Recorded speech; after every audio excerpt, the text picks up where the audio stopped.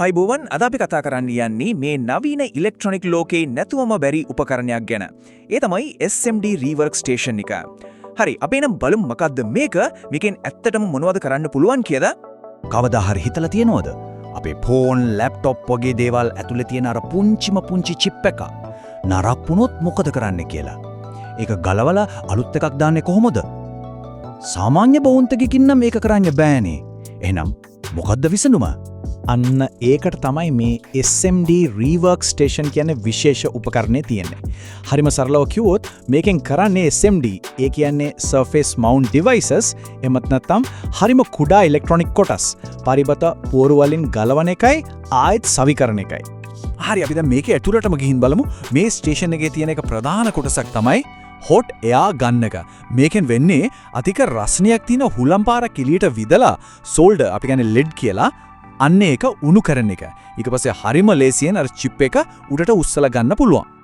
ඊළඟට තියෙනවා දෙවෙනි ප්‍රධාන කොටස. ඒ තමයි soldering iron එක. දැන් මේක සාමාන්‍ය බෞද්ධ එකක් වගේ පෙන්වුනට ඊට වඩා ගොඩක් විශේෂයි. මොකද දන්නවද? මේකේ අග තියෙන ටිප් එක හරිම සියුම්.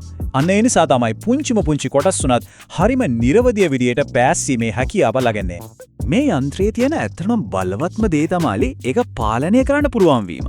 හිතන්නකෝ, උෂ්ණත්වය සෙල්සියස් අංශක 100 ඉඳලා 480ක් වගේ දැවැන්ත අගයක් දක්වා අපිට ඕන විදියට පාලනය කරන්න පුළුවන්. ඒ වගේම ඩිජිටල් තිරයක් හරහා මේක හරියටම අවශ්‍ය අගයට සකසන්න පුළුවන් නිසා වැඩේට නියම උෂ්ණත්වය ලබා ගන්න එක හරිම ලේසි. හැබැයි උෂ්ණත්වය වගේම තවත් දෙයක් ගැන හුඟක් සැලකිලිමත් වෙන්න ඕන. ඒ තමයි වායු ප්‍රවාහය. නැත්තම් air flow එක. මොකද හුලං පාර ටිකක් හරි සැර වැඩි වුණොත් පරිපතේ තියෙන අර පොඩි අනිත් කැලි ටික විසි වෙලා යන්න පුළුවන්. ඒ නිසා මේ පාලනය අතිශයින්ව වැදගත්. ගොඩක් අලුත් rework stations වල හරිම දක්ෂ පහසුකමක් තියෙනවා. ඒ තමයි auto sleep mode එක. වැඩේ ඉවර වෙලා hot air gun එක ඒකේ stand එක උඩින් තිබ්බ ගම යන්ත්‍රය රත් වෙන්න එක නවත්තලා ස්වයංක්‍රීයවම සිසිල් වෙන්න පටන් ගන්නවා. මේක ආරක්ෂාවට වගේම උපකරණයේ ආයු කාලයටත් නියමයි. ඉතින් ඇත්තටම මේකෙන් මොනවද කරන්න පුළුවන්? පින් ගොඩක් තියෙන IC, ඒ කියන්නේ integrated circuits ගලවන්න, සවි කරන්න මේක අත්‍යවශ්‍යයි. ඒ විතරක් නෙමෙයි, බුරුල් වෙච්ච පෑස්සුම් ශක්තිමත් කරන්න, ඒ කියන්නේ reflowing වලටත් වයර් වලට දාන heat shrink tube තද කරන්නත් මේක පාවිච්චි කරනවා.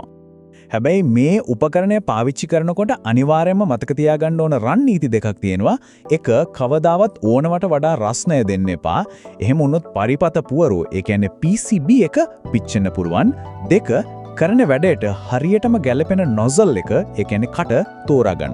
ඉතින් SMD rework station එක ගැන මේ දැනුමත් එක්ක නවීන ඉලෙක්ට්‍රොනික උපාංග අලුත් වැඩියා කිරීමේ ලෝකයට පිවිසෙන්න අවශ්‍ය මූලික අවබෝධය දැන් ලැබිලා තියෙනවා. දැන් තියෙන ප්‍රශ්නේ තමයි ඒ අභියෝගය බාර ගන්න සූදානම්ද කියන එක.